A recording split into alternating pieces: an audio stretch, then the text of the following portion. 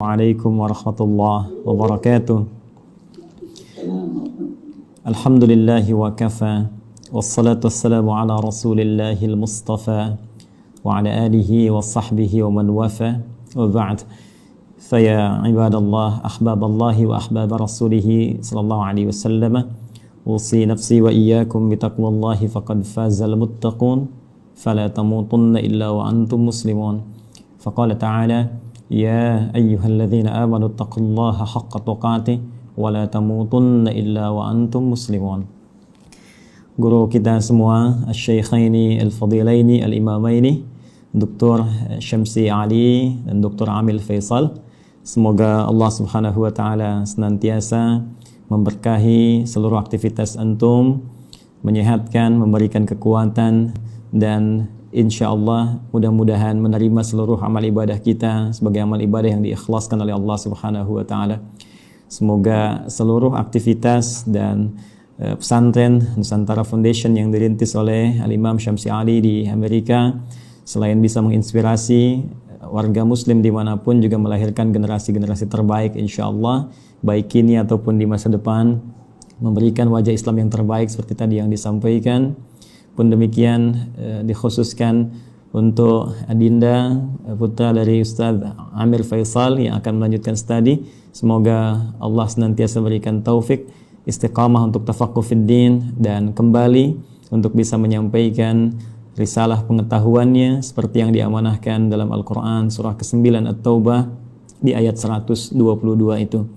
Izinkan kami menyampaikan apa yang telah guru-guru kami sampaikan mengenai tema yang sekarang tengah kita bahas, dan tentunya tadi sudah banyak diuraikan baik oleh Imam Syamsi Ali pun demikian oleh Dr. Amil Faisal. Semoga sekali lagi Allah berkahi keilmuan keduanya. Izinkan kami kemudian merinci dari apa yang tadi telah disampaikan dengan tiga aspek bahasan utama. Kita akan mohon izin mulai dengan muqaddimah tentang mengapa kita diciptakan. Kemudian yang kedua, apa korelasi antara penciptaan dan tugas kita sebagai manusia dengan Al-Quran. Kemudian yang ketiga, bagaimana kita bisa menampilkan pedoman hidup dalam Al-Quran terkait dengan misi kehidupan kita di muka bumi ini. Tiga ini yang mudah-mudahan bisa saya sampaikan dengan durasi waktu yang telah ditetapkan oleh panitia. Tadi ada sekitar 20 menit ya. Mudah-mudahan sampai 20 menit ini, dan kalaupun boleh bisa disesuaikan dengan kultum barangkali Ustaz Syamsi Ali ya, kuliah terserah antum gitu. Jadi waktunya bisa kita maksimalkan insyaallah. Baik, bismillahirrahmanirrahim. Mohon izin karena kita temanya Al-Quran, jadi saya akan mencoba mengurutkan topik bahasan kita sesuai dengan urutan-urutan dari ayat-ayat Al-Quran insyaallah. Kita mulai pertama terkait dengan kenapa kita diciptakan oleh Allah Subhanahu wa taala, apa tujuan utamanya, sehingga nanti kita bisa temukan hikmahnya dan korelasinya dengan Al-Quran. Seperti diketahui bahwa seluruh makhluk yang diciptakan oleh Allah Subhanahu wa taala, baik bernyawa ataupun tidak bernyawa, maka tujuan utamanya, puncak dari misi kehidupannya adalah untuk beribadah kepada Allah Subhanahu wa taala. Ini poin utamanya.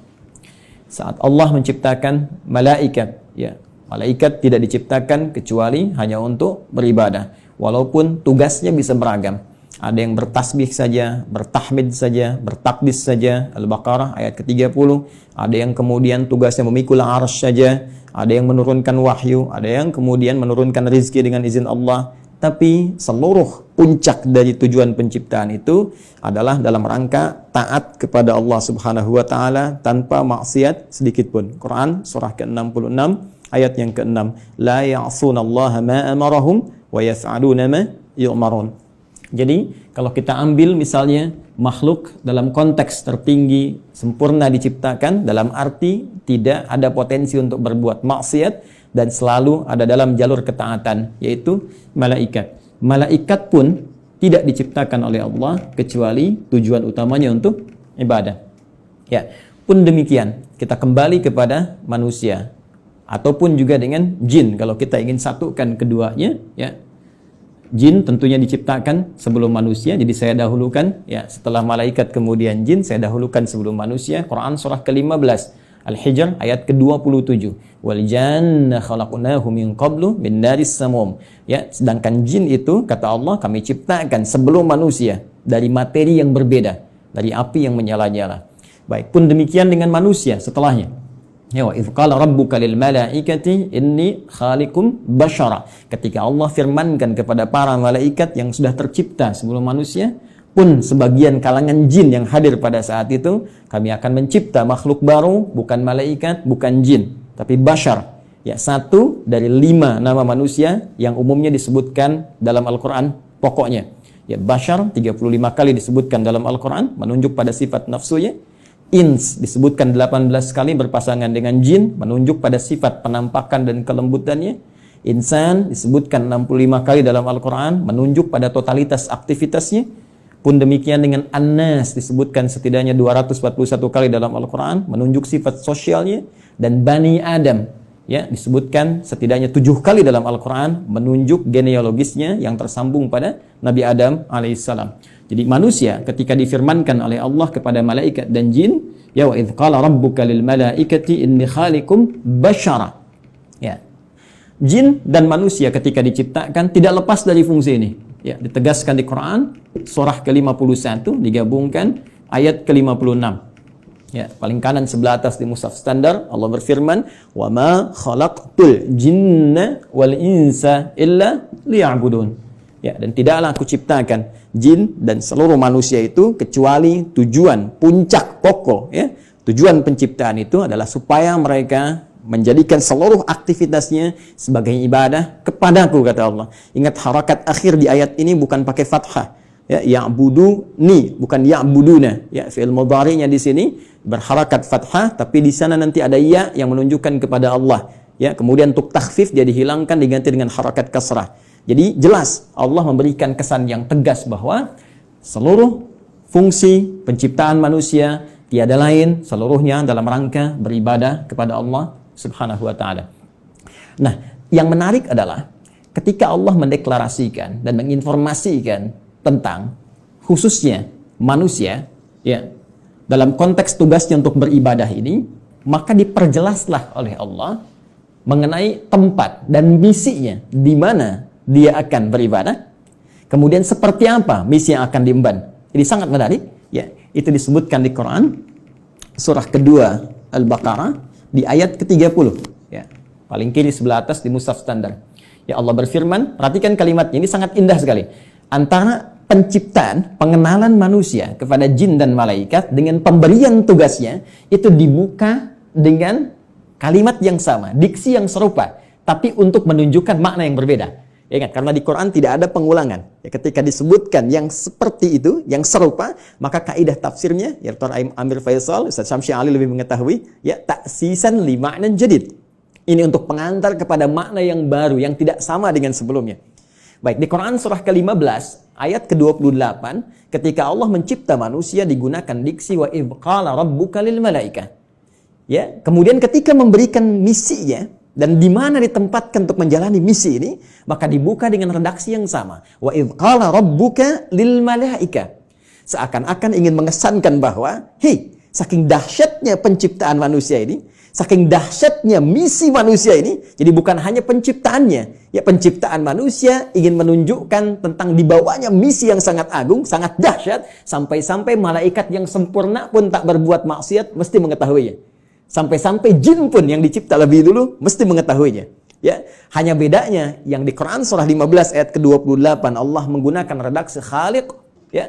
Karena itu kita menyebut Allah dengan sang khaliq, diambil dari diksi Al-Qur'an. Inni khaliqum basyara, mencipta yang tak pernah ada, ya. Sebelumnya, mencipta yang tidak bersandar pada bahan yang ada sebelumnya, beda dengan sifat makhluk yang tercipta.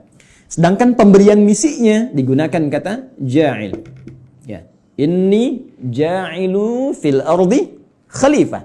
Yang di sini menunjuk penciptaannya, yang di sini menunjuk pada pemberian misinya. Kita fokus ke sini dulu dengan cepat. Baik, Allah dengan tegas, singkat, padat memberikan satu informasi kepada kita semua melalui Al-Quran. Kata Allah, aku infokan pada malaikat. Aku infokan pada jin yang sebelum kalian aku ciptakan mereka. Saking tingginya misi kalian, ya. Inni menggunakan taukid, sungguh aku, ja'ilun fil ardi, akan menjadikan. Ingat, ja'il menugaskan, khalik mencipta. Setelah ciptaan itu terjadi, karena Allah mencipta mustahil, ya tidak ada fungsinya, mustahil tidak ada tujuannya. Di dalam bahasa Arab, kalau kita sudah membuat sesuatu, kemudian ingin menjadikan, menerangkan fungsinya, apa yang telah dibuat itu, orang Arab menggunakan diksi ja'ala, ya ja'alu, ja'il. Allah telah mencipta manusia, Quran surah 15 ayat ke-28, dan ingin menerangkan ini fungsi, misi penciptaan manusia itu. Maka digunakan kata ja'il. Inni ja'ilun fil ardi. Satu, fil ardi. Ini poinnya. Ini menunjuk pada tempat, aku akan menjadikan, memberikan fungsi pada manusia yang telah tercipta itu. Akan menempatkan mereka bertugas, tempatnya bukan di langit. Bukan fis sama, ya. Awas hati-hati, tapi tempatnya di mana? Fil ardi. Ya. Yang kita terjemahkan dengan bumi itu. Baik. Khalifah, dan dia akan membawa peran untuk menunaikan tugas ibadah itu sebagai khalifah. Ya. Yang setidaknya punya dua makna pokok. Bisa jadi khalafa yakhlifu, ya, yang saling menggantikan. Artinya kalau satu selesai akan lahir yang lain meneruskan kembali, satu selesai meneruskan kembali, ya, bapak kemudian melahirkan anak, anak melahirkan anak lagi, saling menggantikan. Dan Al-Qur'an memberikan pesan jangan sampai seseorang meninggalkan generasi setelahnya dalam keadaan lemah. Quran surah keempat ayat 9 itu. Wal yakhshal ladzina law taraku min khalfihim dzurriyyatan dhi'afa khafu 'alaihim. Karena itu siapkan generasi terbaik untuk saling menggantikan membawa tugas di bumi. Nanti kalau ada bahasan yang lebih luas, kita belajar khusus tentang tema ini.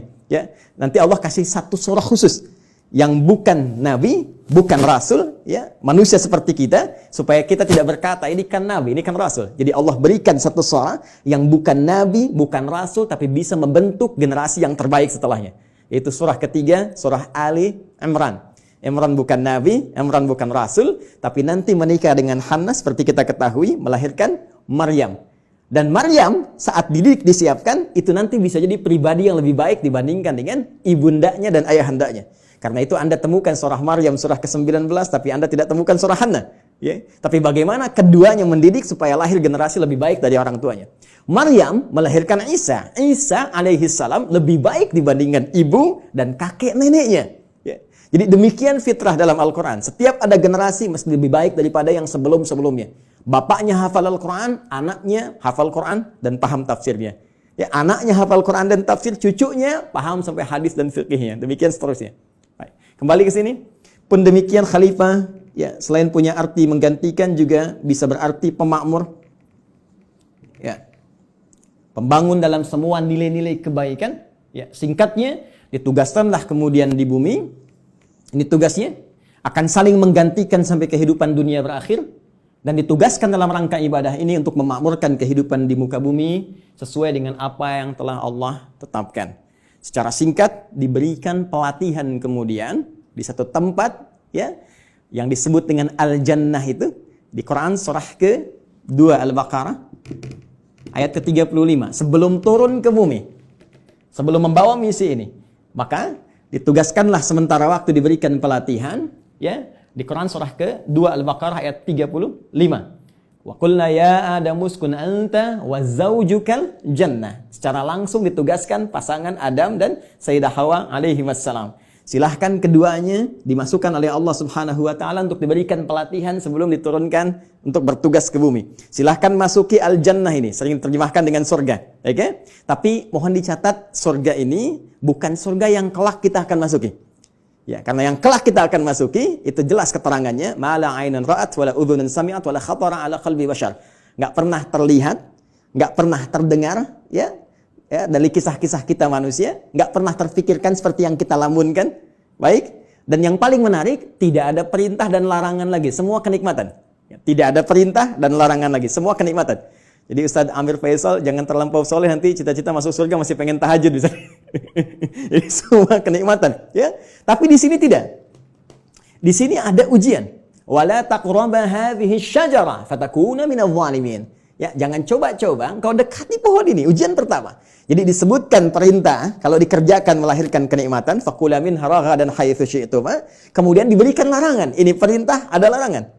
Dan inilah nanti yang akan kita bawa dalam kehidupan di muka bumi. Di bumi itu cuma dua, kalau enggak mengerjakan perintah, meninggalkan larangan, selesai. If'al wala taf'al. Do it, leave it. Ya, cuma dua ini saja.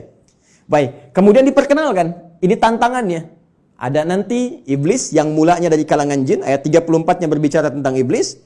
Ayat Quran surah ke-18 Al-Kahf, ayat ke-50 ya, menerangkan genealogis iblis itu dari jin yang bermaksiat, fasik ya. Wa idz qulna lil malaikati isjudu li adama fasajadu illa iblis kana minal jinni fa fasaqa an amri rabbi. Ya, ketika dia mulai fasik disebut dengan iblis. Ketika dia mulai menggoda, mewariskan kefasikannya disebut dengan syaitan. Karena itu diperkenalkan oleh Allah, ya, ini menjadi syaitan di ayat ke-36-nya. Fa'azallahumash syaitan. Setelah tuntas kemudian diberikan bekalnya, di training dulu, kan? Diberikan pelatihannya, diperkenalkan musuhnya. Ini yang harus dikerjakan, ini yang harus ditinggalkan, ini yang akan dibawa nanti dalam kehidupan di bumi. Setelah siap itu semua, teman-teman sekalian, barulah diturunkan Adam alaihissalam beserta Sayyidah Hawa alaihissalam, keduanya untuk memulai tugasnya di bumi. Baik. Dan kisahnya dimulai di sini. Quran surah kedua. Saya langsung ayat 38.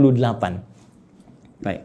Saya melompat sedikit ke kisah antara bagaimana perjuangan Adam alaihissalam melawan iblis atau syaitan itu. Saya langsung lompat dulu saja untuk mempermudah dan mempercepat kita sampai pada kuota waktu kita.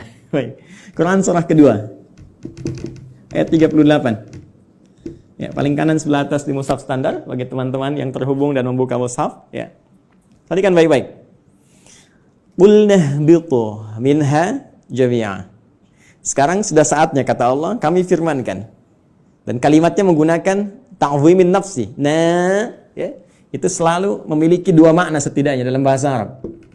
Nah, singkatan dari nahnu. Kalau dinisbatkan kepada Allah Subhanahu wa taala, tentunya seperti kita ketahui, memiliki dua makna utama. Satu, ta'zimun nafsi, menunjuk pada keagungan Allah Subhanahu wa taala, puncak keagungannya. Kedua, ta'zimus sya'ni, menunjuk pada dahsyatnya informasi yang akan disampaikan. Jadi saking dahsyatnya misi yang akan dibawa oleh Adam dan Hawa alaihi wassalam sebagai khalifah di muka bumi, Allah sampai menggunakan keagungan zatnya.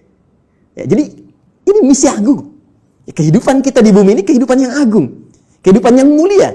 Nanti saking mulianya di Quran, ya, surah ke-17 nanti, Al-Isra, di ayat ke-70, itu sampai disebut semua kita ini mulia. Walaqad karramna bani Adam, ya, wa hamalnahum fil barri wal bahr. Ya, semua kami muliakan seluruh anak keturunan Adam. Baik itu yang kemudian hidup di daratan sampai yang beraktivitas di lautan, semuanya kami muliakan, saking mulianya. Dan dimuliakan lebih dibandingkan makhluk-makhluk lainnya.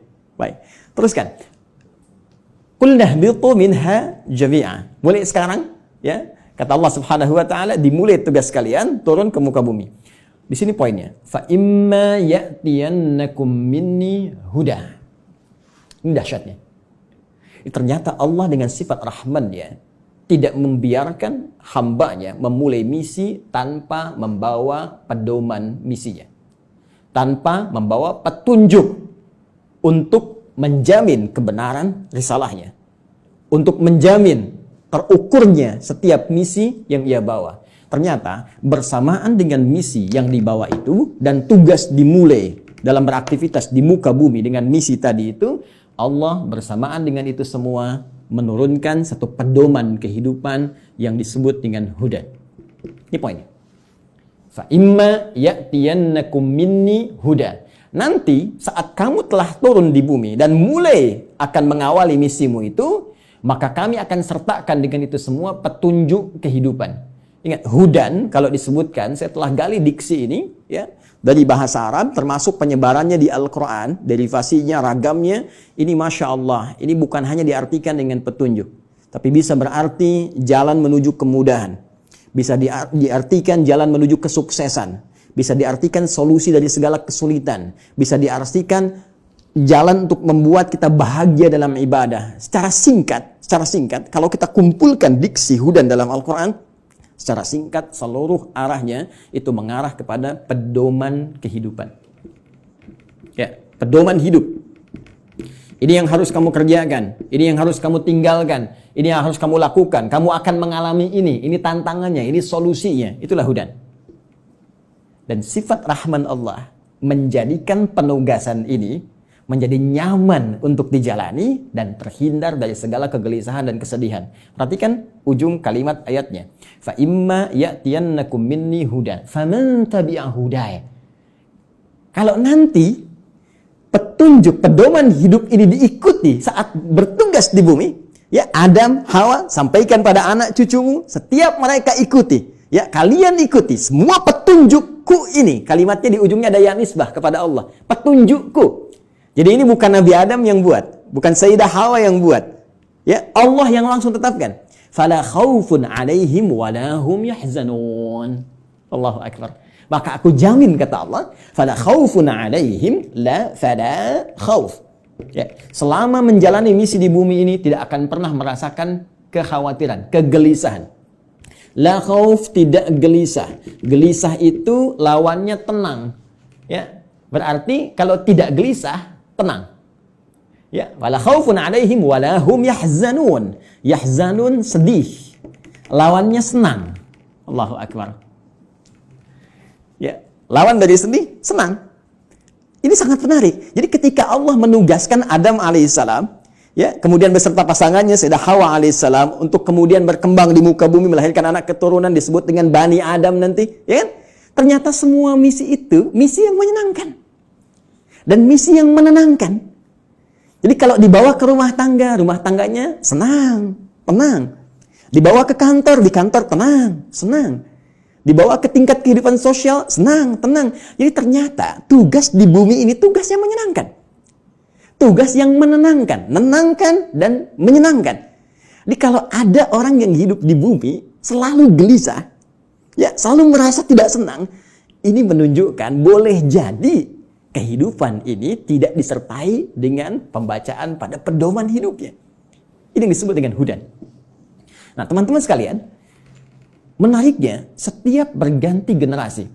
Ya, karena Adam itu alaihissalam selain nabi, beliau juga manusia. Ya, nabi punya fitrah kenabian, manusia punya fitrah kemanusiaan.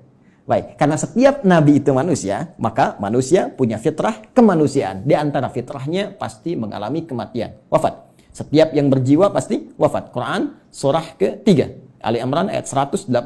Kullu nafsin dha'iqatul maut. Semua, bukan satu dua orang, seluruh umat bahkan ada kuotanya, ada batasnya. Ya, batas kematian disebut dengan ajal. Quran surah ke-7 Al-A'raf ayat 34. Walikulli ummatin ajal. Fa idza jaa ajaluhum la yastakhiruna sa'atan wa la yastaqdimun. Bahkan semua punya batas hidupnya. Ya, harus diisi. Ya, bagaimana Allah memberikan bimbingan, dia isi itu sampai menemukan ujung batas hidupnya, dan jika sudah tiba tak akan mampu dia mundurkan, tak akan mungkin bisa dimajukan. Ya, jadi mohon izin lompat sedikit ya, nggak usah memaksakan diri. Ada kita lihat ada yang orang bunuh diri, mencoba-coba, nggak usah coba-coba. Kalau sudah tiba waktunya meninggal juga. Kalau belum tiba ya nggak akan wafat. Ya, nah ini poinnya. Karena Adam itu manusia. Karena itu punya fitrah kemanusiaan, maka Adam pun wafat.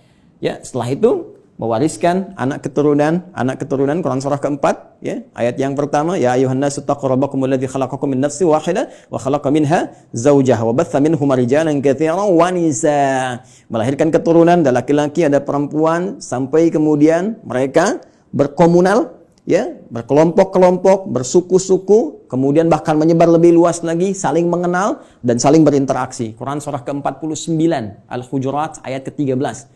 Ya ayyuhan nas, wahai seluruh manusia, inna khalaqnakum min dzakarin wa untha. Kami ciptakan kalian ada laki-laki, ada perempuan. Ternyata manusia cuma dua jenis, ya, laki-laki dan perempuan. Awas, hati-hati, ya. Wa ja'alnakum syu'uban wa qabaila. Kemudian setelah itu kami jadikan kalian, ya, syu'uba, berkelompok-kelompok, membentuk satu komunitas dari keluarga ke masyarakat, RT, RW sampai negara, sampai benua dan sebagainya. Wa qabail, ada suku-sukunya, tujuannya lita'arafu, untuk saling membangun sinergi, membangun link, saling mengenal, dan dengan itu membawa misi kekhalifahan yang tadi disebutkan. Ya, inna akramakum indallahi atqakum. Yang paling mulia di antara kalian yang meningkat nilai kebaikan yaitu takwanya. Poinnya, Adam wafat, manusia menjadi berkembang, dan setiap perkembangan ini pasti akan terpengaruhi oleh lingkungan di mana mereka beraktivitas. Kullu mauludin yuladu 'alal fitrah, ya fa abawahu yahwidanihi aw yunasrani aw yumajjisanihi. Semua yang terlahir itu baik, cuma lingkungan nanti yang membentuk dia bisa merubah bahkan menjauh dari Allah Subhanahu wa taala. Dalam konteks ini, saya ingin cepat, saking sayangnya Allah kepada kita semua, Allah tidak menginginkan seluruh manusia yang hidup di bumi mengalami kebuntuan dalam membawa misinya dan bahkan mengalami kegagalan. Yang Allah inginkan semua konsep tadi senang dan tenang. Maka di setiap pergantian generasi itu, maka Allah utuslah kemudian seorang rasul, ya, utusan, seorang nabi yang membawa kembali pedoman-pedoman yang dahsyatnya sesuai dengan era dan masa yang dialami. Nabi Adam selesai, muncul Nabi Nuh. Nabi Nuh kemudian membawa risalah. Nuh selesai, muncul nabi lainnya. Terus sampai ke Nabi Muhammad sallallahu alaihi wasallam. Menariknya, teman-teman sekalian, seluruh nabi dan rasul yang diutus oleh Allah Subhanahu wa taala, yang membawa pedoman hidup bagi masyarakatnya, bagi umatnya yang diarahkan sesuai dengan masanya itu, semua petunjuknya, pedomannya diberi nama dengan nama utama yang serupa, yaitu Hudan. Silakan Anda cek. Kita ambil yang paling dekat lah ke masa Nabi Muhammad SAW. Nabi Isa, Nabi Musa alaihi wassalam. Nabi Musa misalnya, ini yang paling populer yang banyak disebutkan dalam Al-Quran. Ya, saya sebutkan dekat itu bukan dekat dalam konteks masa waktu, tapi dekat dalam konteks sering banyak disebutkan sehingga sering didekatkan. Ya, tiga nabi ini yaitu Nabi Musa, Nabi Isa dan Nabi Muhammad SAW yang mewakili banyak kisah dalam Al-Quran. Nabi Musa, kitabnya Taurat. Ya. Taurat ketika disifati oleh Allah Subhanahu wa taala menjelaskan fungsinya, maka tidak jauh dengan diksi ini, Hudan. Buka Al-Quran surah ke-17 Al-Isra, ayat yang kedua.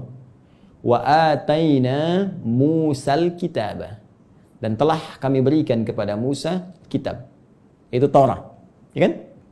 Apa fungsinya? Wa ja'alnahu hudan li bani Israil. Dan kami jadikan Taurat itu isinya adalah pedoman kehidupan bagi Bani Israel. Karena Nabi Musa diutus hanya satu kalangan saja, komunitas tertentu saja. Di kalangan Bani Israel, maka pedomannya dikhususkan untuk itu.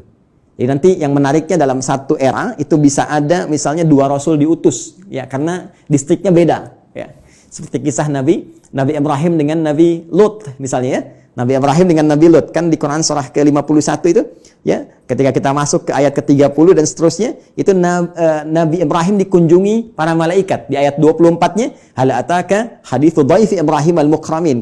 Pernahkah engkau dengar kisah ketika Nabi Ibrahim dikunjungi para malaikat? Tujuannya sebetulnya bukan ke Nabi Ibrahim, tapi akan datang ke Nabi Lut, ya, alaihi salam, untuk mengabulkan tuh permohonan dalam tanda petik umat yang menantang azab. Jadi ketika akan datang ke situ mengadab, mampir dulu ke tempat Nabi Ibrahim dengan hikmah tertentu. Jadi di satu masa bisa ada 2 nabi dan rasul yang bertugas di wilayah yang berbeda.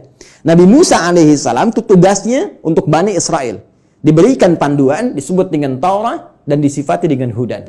Pedoman kehidupan. Betapa inginnya Allah umat di zaman itu senang dalam menghadapi misi, menunaikan ibadahnya dan tenang dalam menjalankan itu semua. Berganti secara cepat. Nabi Isa alaihi salam meneruskan risalah Nabi Musa setelah melewati fase-fase tertentu. Jaraknya sekitar 600 tahun ke Nabi Muhammad sallallahu alaihi wasallam. Nabi Muhammad ke Nabi Musa sekitar 2000 tahun. Nabi Isa alaihi salam ketika meneruskan risalah Nabi Musa alaihi salam, berarti tugasnya sama. Ya, kepada Bani Israel. Jadi bukan kepada seluruh kalangan manusia, hanya untuk Bani Israel saja, terbatas.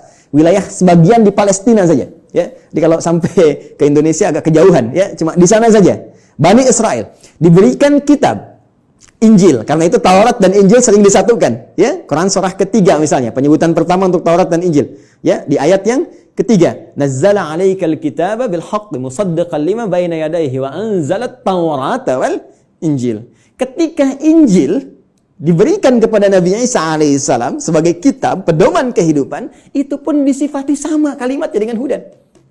Buka Quran surah ke-5 Al-Maidah, ya, di ayat ke-46. Ya. Silakan lihat di pertengahannya. Wa atainahul injil fihi hudaw wa nur. Ya.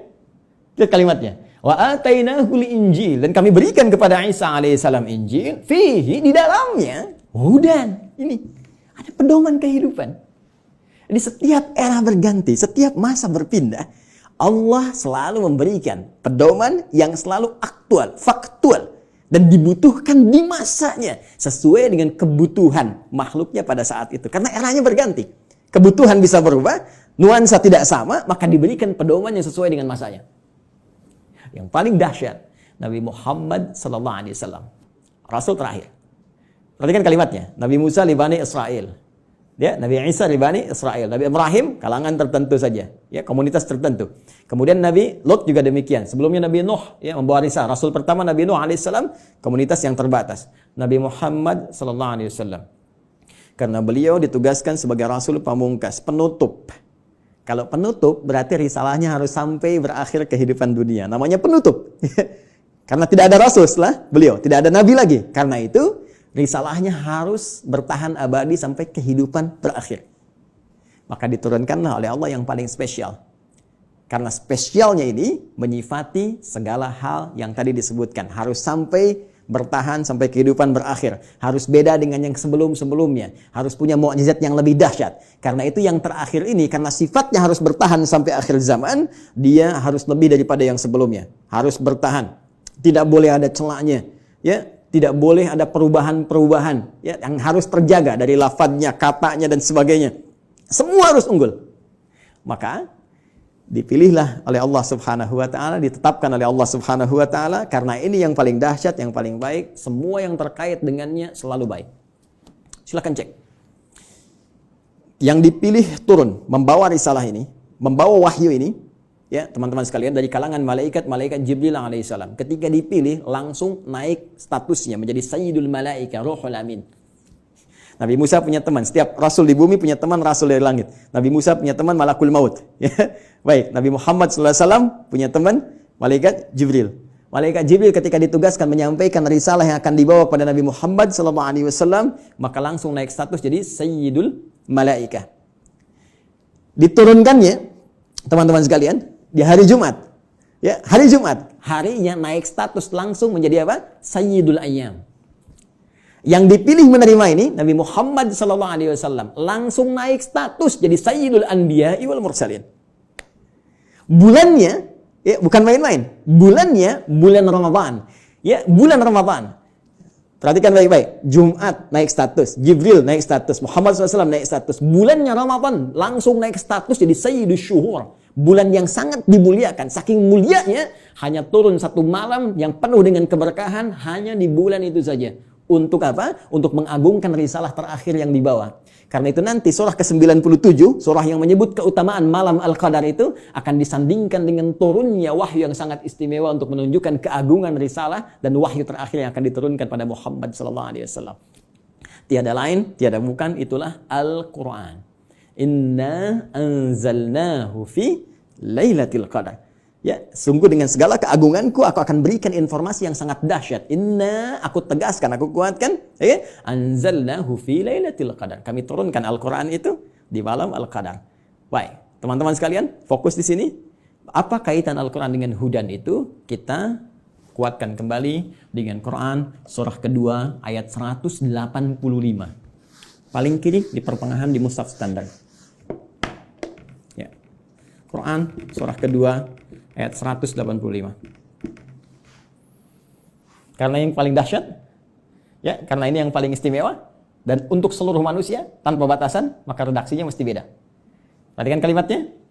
Syahrul Ramadan alladzi unzila fihil Quran. Ya, di bulan Ramadan yang kalian menunaikan puasa itu, saat itulah diturunkan Al-Quran. Tadi kita katakan, kita sepakati Al-Quran turun di bulan yang sangat mulia yaitu Ramadan. Quran surah kedua ayat 185. Allah perkenalkan nama kitab, wahyu, pedoman hidup yang diturunkan pada Nabi yang paling istimewa untuk semua manusia sampai akhir zaman, yaitu Al-Quran. Apa tujuan Al-Quran diturunkan? Teruskan ayatnya. Hudal linnas. Tetap tidak akan terpisahkan dari diksi ini, hudan. Dan dahsyatnya, bukan libani kita, li umat kita, linnas. Ini poinnya. Ini bedanya. Kata Allah diturunkan di waktu yang sangat istimewa itu, ya, Al-Quran tujuan utamanya untuk menjadi pedoman hidup. Pedoman hidup. Pedoman hidup artinya pedoman yang dibawa dalam kehidupan. Ya, Anda mau zoom saja sekarang, tak tahu pedomannya, Anda nggak bisa zoom. Itu yang simple. Sekarang Anda mau hidup yang lebih kompleks kita jalani, nggak bawa pedoman, ya nggak, mustahil kita jalani dengan tenang. Mustahil kita akan jalani dengan benar. Ya, jadi ini pedoman kehidupan kita. Artinya semua yang dialami dalam kehidupan itu ada di sini sih ya, Al-Quran. Dan dahsyatnya linnas, untuk semua manusia tanpa batas. Perhatikan diksi Al-Quran. Al-Quran tidak menyebutkan bashar, ya, yang menunjuk pada nafsu, kecenderungan bagaimana mengelola nafsu dan bagaimana keadaan tampilan fisik yang baik. Tidak menyebut tentang al-ins, tunggal. Tidak menyebut insan, ya. Tidak menyebut juga Bani Adam, tapi menyebutkan dengan kalimat yang luas sifatnya dengan diksi universal. Linnas, untuk semua manusia yang pernah hidup di bumi. Ya, di era Nabi Muhammad SAW sampai dengan kehidupan berakhir. Jadi ternyata semua misi hidup kita, aktivitas kita, dari bangun tidur sampai dengan tidur lagi, setiap kita beraktivitas, dari semua tantangan yang kita hadapi, baik itu sedang sendiri ataupun sedang berpasangan, berumah tangga, berkehidupan sosial, itu ada di sini semuanya. Baik, mohon izin sampai di sini bisa disimak ya, bisa dipahami. Baik, saya mohon maaf saya terlalu cepat. Al-Imam Syamsi Ali, Al-Ustaz. Tidak, Ustaz. Tidak ya? Masih ada waktu? Masih silakan. Masih, Ustaz, masih. Oh, masih. Karena ini baru mukaddimah ini. Ustaz. Ini semakin haus kita. Baik, mohon maaf Mbak Ima ya, ini baru mukaddimah ini. Kita belum turunkan jadi pedoman. Ya, baik. Jadi sampai di sini teman-teman sekalian, kita bisa memahami bahwa ternyata semua isi kehidupan kita ada di sini. Ya, silakan kalau tidak percaya, kita cek. Ya, mohon izin nggak perlu dicatat ya, karena ini direkam, nanti bisa diulang kembali. Saya baca dengan cepat karena keterbatasan waktu. Ya, bahkan kita dari sejak mulai terlahir, ya, sampai kita wafat, sampai pasca wafat, itu semua diinfokan di sini. Ada semuanya. Dan silakan bandingkan dengan kitab apapun yang ada di muka bumi sampai dengan saat ini. Tidak akan ada yang pernah seperti Al-Quran. Ya, saya berikan 3 saja yang sangat menarik ya. Pertama, seluruh hal yang akan kita alami sudah dirangkum dengan sempurna dalam Al-Quran dan nanti dijelaskan detailnya oleh Nabi Muhammad SAW. Nanti bagian terakhir saya kaji dan kita akan sama-sama nikmati bersama. Ya, saya beri contoh misal, mohon maaf, sejak masa dalam kandungan itu Al-Quran sudah menerangkan ya bagaimana proses yang terjadi dalam kandungan. Detail secara fisiknya, secara umum disampaikan di Quran misalnya surah ke-22 di ayat yang ke-5. Bahkan pergerakan janinnya secara umum, ya dari mulai kandungan lemah ke berat sampai diisi apa doa yang harus dibacakan, apa yang harus dilakukan supaya nanti bayinya terlahir dalam keadaan baik. Disebutkan di Quran surah ke-7 ayat 189. Bahkan diberikan bocoran antara hubungan kita membangun komitmen dengan Allah yang akan menuhankan Allah sejak saat ruh kemudian ditanamkan sampai kita terlahir sampai wafat. Quran surah ke-7 ayat 172. Ketika terlahir, apa yang pertama kali diberikan oleh seorang ibu? ASI pun diberikan dengan tegas langsung. Ya, di Quran surah kedua ayat 233, wal walidatu yurdina auladahunna haulaini kamilaini. Ya, bapaknya dikasih, nih, ini tugas pokok bapak yang baru punya anak. Ini yang harus dikerjakan, ini ibu yang harus dilakukan. Ya, kemudian bergerak dari situ, diberikan pendidikan dini supaya membangun kedekatan dengan Allah, baik terhadap kedua orang tua, punya akhlak yang mulia. Quran surah ke-31 dari ayat 13 sampai dengan ayat 19-nya. Dari situ dia mulai belajar bagaimana cara belajar yang baik, bagaimana memahami, bagaimana bisa kembali mengajarkan itu kepada masyarakatnya. Quran surah ke-9 ayat ke-122. Kemudian diberikan sifat, jangan sampai dia belajar lupa dengan Tuhannya, harus seimbang antara iptek dengan imtaknya. Itu ada di Quran, teman-teman sekalian, di surah Al-Mujadalah, ya. di ayat yang ke-11. Kemudian setelah itu dia berkembang lagi. Ya, dia mencari lagi. Kadang-kadang ada yang pergi ke tempat lain, mengenal suasana yang berbeda, bertemu dengan orang banyak, bersuku-suku, bisa merantau ke berbagai tempat. Quran surah ke-49, ayat yang ke-13. Setelah itu tiba-tiba dia mengenal seseorang ya untuk mendapatkan pasangannya. Boleh, karena setiap kamu dicipta berpasangan. Quran surah ke-51 ayat ke-49. Bagaimana mengenal pasangannya? Diarahkan oleh Allah. Hei, jangan lama-lama. Kalau sudah kenal, lamar dia. Berikan ya bagian yang terbaik untuk maharnya. Quran surah ke-4 ayat ke-4. Lakukan pernikahan. Quran surah ke-30 ayat ke-21. Bahkan saat akan menikah pun dijelaskan oleh Allah. Nanti kamu belajar dulu di rumah tangga supaya nggak kaget. Ini tugasmu laki-laki begini, tugas perempuan begini. Quran surah ke-4 ayat 34. Bahkan kalau ada persoalan begini cara menyelesaikannya sampai di ayat ke-35-nya. Kemudian diberikan tugas, ayah, kamu akan mulai mencari nafkah. Begini cara mencari nafkah yang standar. Quran surah kedua ayat 168. Kalau kamu ingin cepat, baru bergerak sedikit, rezekimu diberikan keberkahan. Quran surah kedua ayat 172. Kalau kamu belum bergerak, mengamalkan amalan ini, Allah berikan kemudahan rezeki kepadamu. Quran surah ke-7 ayat ke-96. Tapi jangan khawatir, ketika engkau bisa mensyukuri semua nikmat itu akan tambah nikmatnya. Quran surah ke-14 ayat ke-7. Tapi kamu jangan lupa, kamu bekerja mungkin akan mengalami tantangan. Ada yang tidak suka, ada yang akan menyingkirkan, menyungkurkan, ada tantangannya. Ya, pelajari dengan sempurna. Ini loh secara umumnya dari mulai ringan sampai berat. Quran surah kedua ayat 214. Ya, kemudian rinciannya Quran surah kedua ayat 155 sampai 157. Cara menyelesaikannya Quran surah ketiga ayat 142. Kalau kamu bekerja, kamu lelah, tiba-tiba kemudian kamu sakit, merasa nggak enak, nyaman, ada zikir Nabi Ibrahim, Quran surah ke-26, ayat ke-80.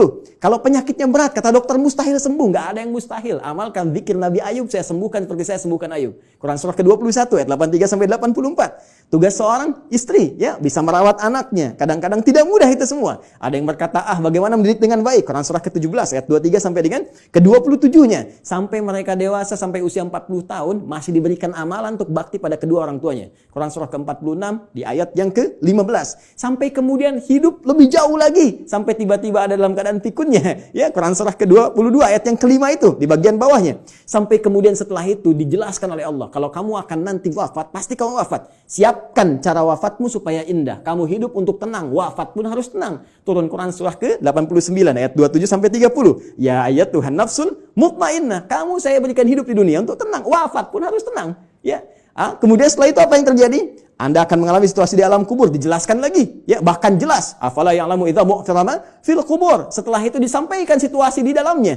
Bisa kamu siapkan sejak di dunia. Ini loh yang paling bagus. Ada layanan dengan semua keberkahan, kenikmatan. Sampai-sampai dia akan menyampaikan kepada orang yang belum wafat. Kalau bisa kerjakan ini, kalau mampu kerjakan supaya kamu cepat nyusul. Di sini enak, lebih enak daripada di situ. Quran surah ketiga ayat 169 sampai dengan 172. Bahkan setelah itu terjadi apa? Dijelaskan lagi. Teman-teman sekalian, muncul surah Al-Qiyamah surah ke-75.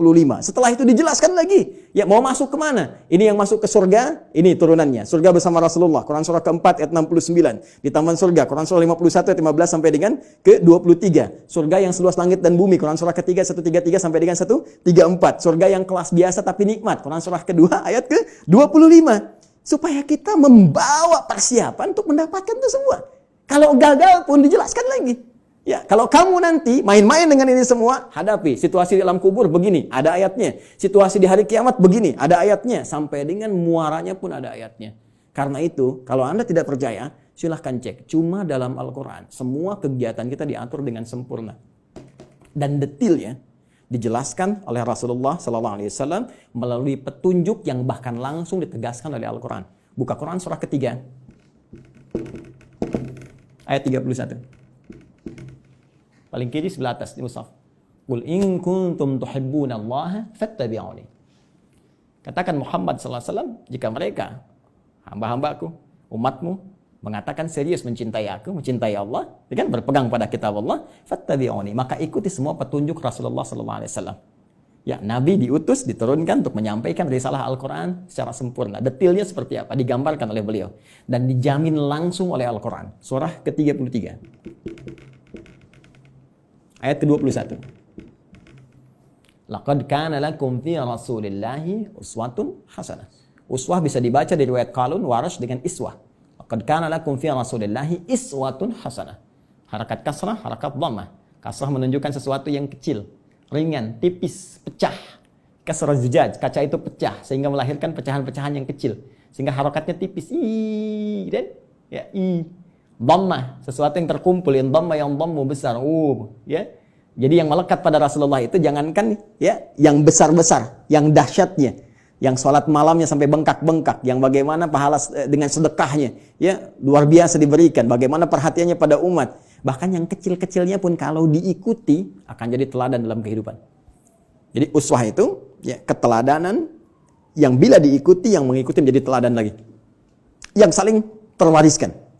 Jadi ketika kita mengamalkan isi Al-Quran dengan petunjuk yang disampaikan oleh Rasulullah SAW, maka secara otomatis kata Allah, hidup kita pun selain menjadi tenang, nyaman, akan jadi teladan di masanya. Silahkan cek.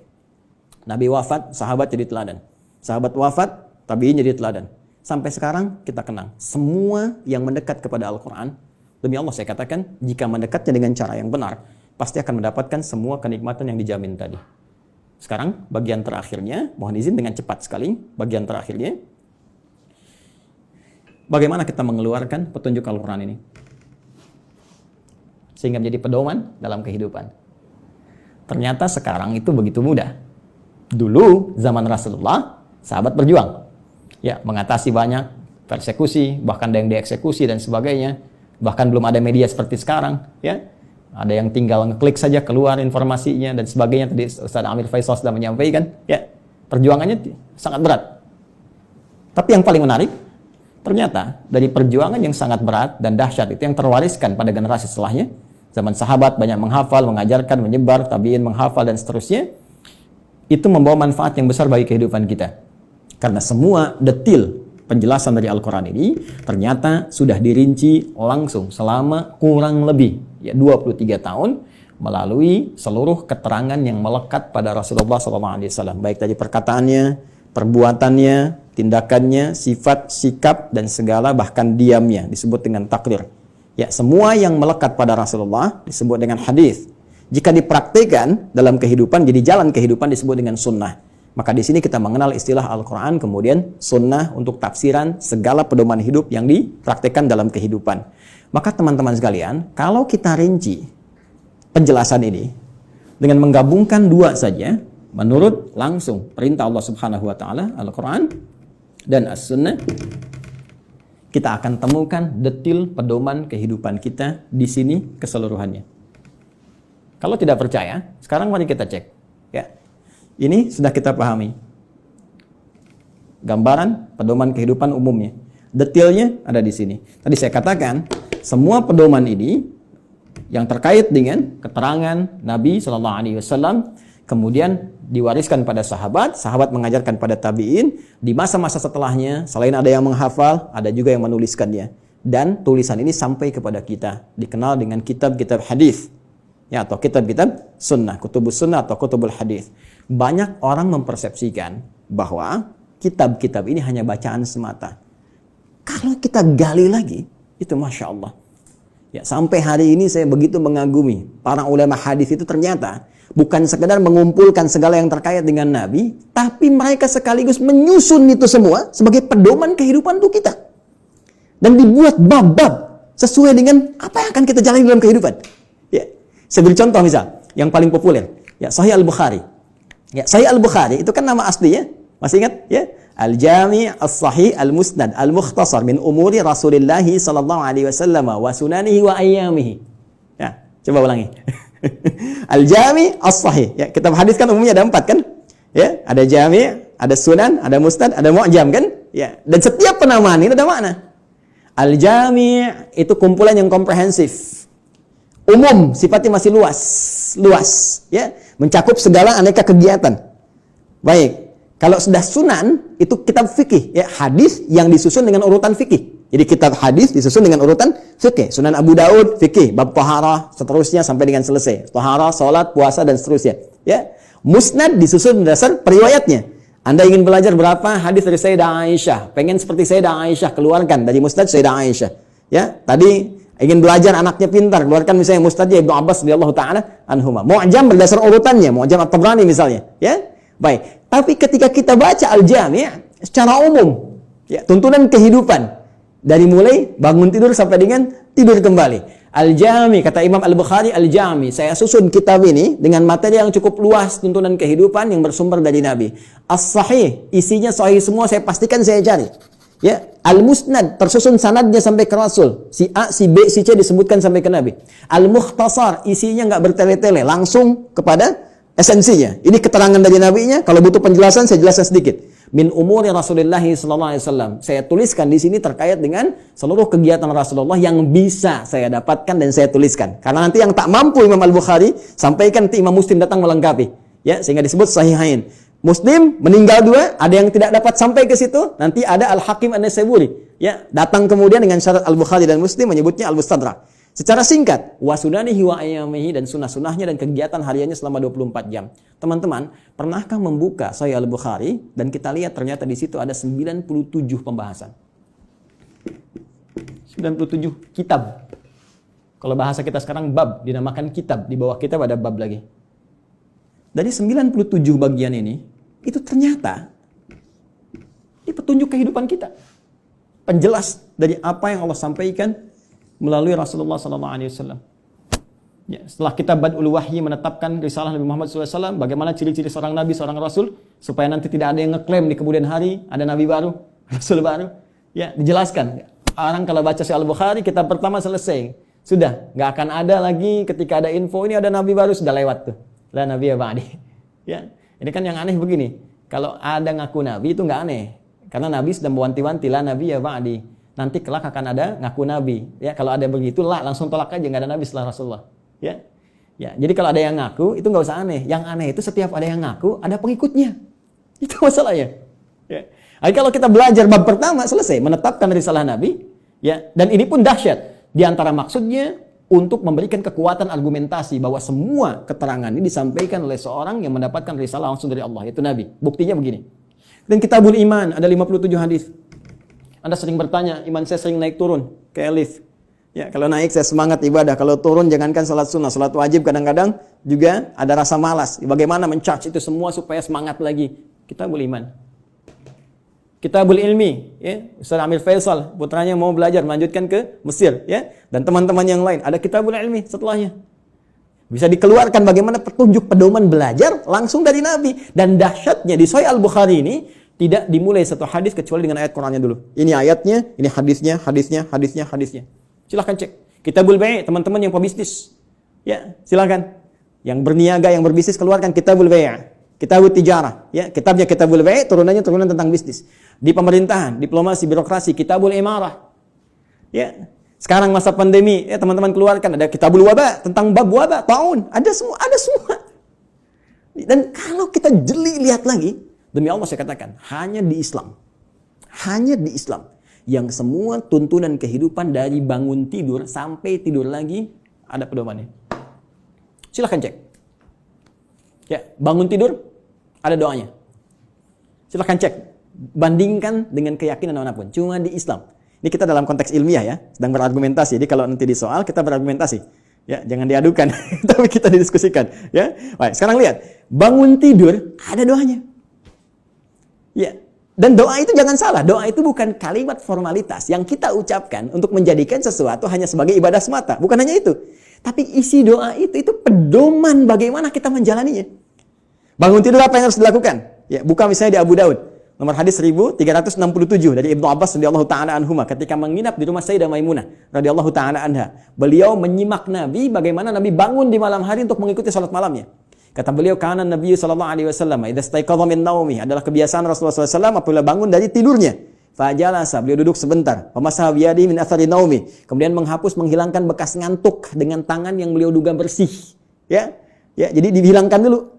Jadi bukan langsung baca doa saat ngantuk begini. Bangun jam 3:30 masih ngantuk begini. Ketika sadar lagi jam 6 udah hilangkan lu ngantuknya. Baru setelah itu faqara akhirah khawatim surah Ali Imran, membaca 10 ayat terakhir surah Ali Imran, baru baca doa.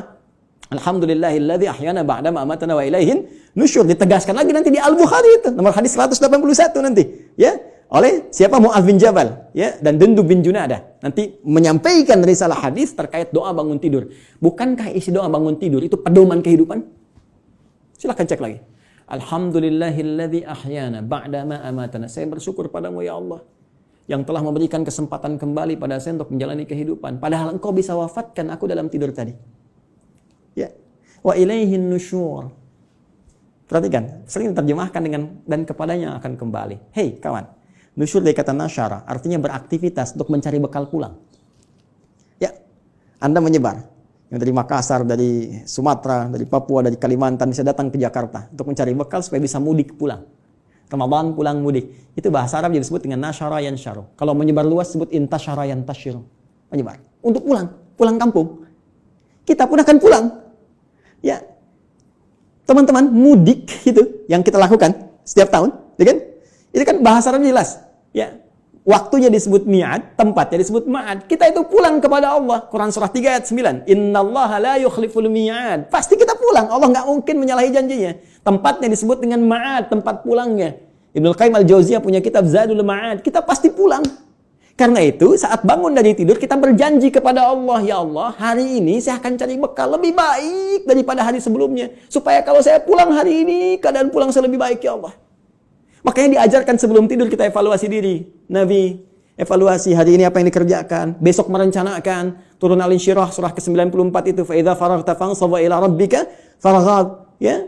Disiapkan dari sekarang apa yang mau dikerjakan besok. Ayo teman-teman, saya cek ya. Jangan-jangan selama ini kita pun belum siap mengerjakan apa yang kita lakukan besok. Untuk waktu Indonesia, di Amerika mungkin masih pagi, kan? Saya tanya pada Anda mau baca Quran berapa halaman hari ini? Berapa ayat?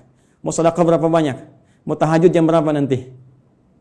Ya, kadang-kadang luput dari kita, malamnya kita koreksi. Makanya Nabi istighfar sebelum tidur. Mengoreksi, Nabi aja yang ahli surga. Tempat terbaik, manusia paling mulia, paling takwa.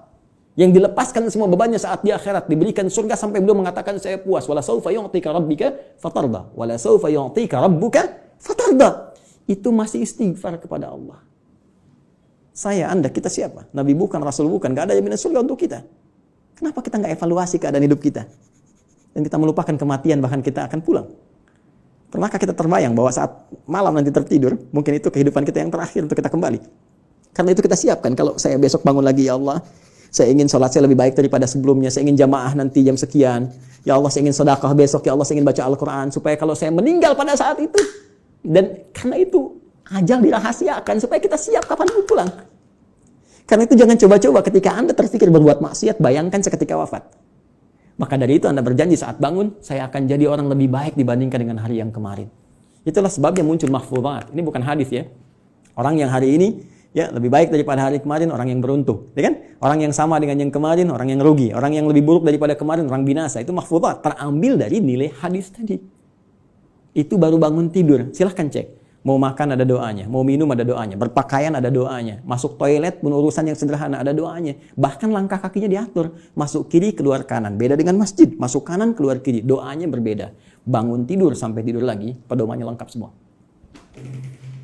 Pertanyaan saya, dari sekian banyak kebaikan yang telah Allah tampilkan kepada kita, berapa yang telah kita keluarkan dalam kehidupan? Saya punya dugaan yang kuat, jangan-jangan persoalan kehidupan di muka bumi ini tak mampu kita tuntaskan, bukan karena kita nggak pintar. Mohon maaf, bukan karena kurang gelar. S1, S2, S3, sampai dapat gelar, misalnya pengajaran tertinggi, profesor, dan sebagainya. Bukan karena kurang harta. Tapi mungkin Anda kurang dekat dengan Allah. Kita kurang baca pedomannya. Kurang takwa. Semua kesimpulannya mengerucut kepada takwa. Takwa membangun kedekatan yang paripurna dengan Allah. Karena itu banyak ibadah diarahkan kepada takwa. Puasa la'allakum tattaqun. Salat dibuka dengan takwa. Hudal lil muttaqin alladzina yu'minuna bil ghaibi wa yuqimunas shalah. Haji takwa. Wa tazawwadu fa inna khairaz zadi taqwa. Wa may yattaqillaha yaj'al lahu makhraja wa yarzuqhu min haitsu la yahtasib. Itu puncaknya. Siapa yang mampu mendekatkan diri kepada Allah Subhanahu wa taala dengan takwanya, dengan menjalankan semua isi pedoman-pedoman yang Allah turunkan, maka Allah akan lepaskan dari semua kesulitan hidup, bahkan mengirimkan rezeki dari sisi yang tidak dia duga. Inilah pedoman kehidupan kita, inilah Al-Quran, dan inilah jalan yang tidak mungkin kita hindari, karena ini satu-satunya pedoman yang bisa mengantarkan pada kenikmatan di 3 alam. Dunia, alam kubur, sampai akhirat. Terakhir, sebagai penutup, teman-teman sekalian, saking dahsyatnya Al-Quran ini, Allah ingin membuktikan kepada kita kebenarannya. Al-Quran tidak diturunkan di Romawi yang sudah maju pada saat itu. Bukan di Persia yang sudah punya kekaisaran yang dahsyat. Ya, kalau sekarang diibaratkan Amerika misalnya, Soviet, atau sekarang jadi Rusia dan seterusnya, atau Cina bahkan, kan? Tidak turun di Romawi, tidak turun di Persia. Tapi Allah turunkan di tempat yang paling jauh dari segala titik kemuliaan. Tidak kenal segala titik kebaikan-kebaikan. Ilmu pengetahuan jangan diharapkan tumbuh. Ya, dengan sempurna, dengan baik. Jauh tertinggal. Karena itu disebut dengan jahiliyah. Menggabungkan nama bahkan dengan sifatnya. Tapi tahukah Anda? Ketika Al-Quran diturunkan di umat jahiliyah itu bisa mentransformasikan mereka berubah menjadi khairu ummah. Sampai turunnya Quran surah ketiga ayat 110 itu. Paling kiri sebelah atas di mushaf. Kuntum khairu ummah. Silahkan Anda cek. Semua yang belajar dari Nabi, dari 40 orang fase Mekah, sampai menyebar ke Madinah, sampai bertebaran ke seluruh muka bumi, tidak pernah ada satupun sahabat Nabi membawa risalah Al-Quran, kecuali membawa kesuksesan dan misi terbaik kemakmuran di muka bumi. Silahkan cek. Nabi sampai selesai tugas di Madinah punya 12.000 sahabat. Punya 38 panglima dari 12.000 itu. Kekuatan satu panglimanya bisa menaklukkan Persia dan Romawi. Ya, bisa mengalahkan segala jenis racun. Setiap satu sahabat ekspedisi menjadikan Islam terbawa dengan warna yang sangat indah, diterima bahkan tanpa kecamuk peperangan yang berarti. Amr bin As ekspedisi dari Afrika Utara sampai dengan ke Syam. Sekarang cek, Mesir, Libya, Tunisia, Maroko, Aljazair sampai dengan ke Syam. 4 negara sekarang. Ya, Libanon, Palestina, kemudian Yordania, kemudian Syria. Silahkan cek, Muslim yang baik. Sa'ad bin Abi Waqqas, ya, maka ikut ekspedisi mau ke Cina, singgah di Baros, 414 km dari kota Medan. Jadinya Nusantara. Indonesia, Malaysia, Filipina bagian selatan, Thailand selatan, Brunei Darussalam, ya, Masya Allah Rakhin, sukunya dari Rakhinya itu yang sekarang, semua indah, baik. Di mana kita sekarang? Dan keilmuannya nggak nanggung, silahkan cek. Ya, Al-Ghazali, Al-Battani, Al-Kindi, Al-Farabi, ya, silahkan cek. Semuanya sukses. Jadi mau jadi ilmuwan, sukses. Mau jadi diplomat, sukses. Jadi birokrat, sukses. Semua itu tercantum dalam Al-Quran. Dan satu-satunya kitab yang tidak pernah mengalami perubahan. Zaman Abu Jahal dulu dibaca Alif Lam Mim, sekarang pun tetap Alif Lam Mim. Silakan, strukturnya sempurna, segalanya sempurna. Itulah Al-Quran. Tinggal pertanyaannya, tantangan langsung dari Allah, sejauh mana kita bisa meyakini semua ini untuk menerapkan pedoman tadi, mempelajarinya, mengamalkannya dalam kehidupan kita sesuai dengan kebutuhan kita. Membaca baik, memahami mulia, menghafalkan dahsyat. Tapi intinya tidak harus dituntut untuk bisa memahami seluruh isinya. Cukup Anda sekarang, maaf sekali, yang pokok apa? Bawa itu semua. Sekarang tugas dunianya apa? Passionnya apa? Keluarkan petunjuknya, lihat Qurannya, lihat hadisnya, dalami itu, amalkan. Setelah itu, perhatikan. Bedakan rasanya, rasakan bedanya, pasti akan terasa bedanya. Dan dahsyatnya Al-Quran bisa menjadikan tausiah yang 20 menit sampai 60 menit. Baik, saya kira itu dulu sebagai pengantar. Ya, Ustaz Syamsi Ali, maafkan saya kalau terlampau luas waktu yang saya gunakan. Mudah-mudahan ada manfaat yang didapatkan. Nanti kalau lain waktu kita bisa ketemu kembali, kita akan belajar tentang cara langsung dari Al-Quran, bagaimana menanamkan Al-Quran dalam diri kita supaya mudah dibawa dalam kehidupan. Karena jangan salah, ini ahli Quran pun dibagi 3 lagi nanti di Quran surah ke-35 Fatir di ayat yang ke-32. Ada orang ahli Quran zalim, wa minhum zalimun li nafsi. Ada yang paket hemat, bisa untuk dirinya belum bisa berbagi. Wa minhum muqtasid, ya. Dan yang terbaik, bagaimana ahli Quran menebar kebaikan di sekitarannya. Ya, wa minhum sabiqum bil khairat biidznillah. Terima kasih, semoga bermanfaat. Subhanakallahumma bihamdika asyhadu an la ilaha illa anta astaghfiruka wa atubu ilaik. Assalamualaikum warahmatullahi wabarakatuh.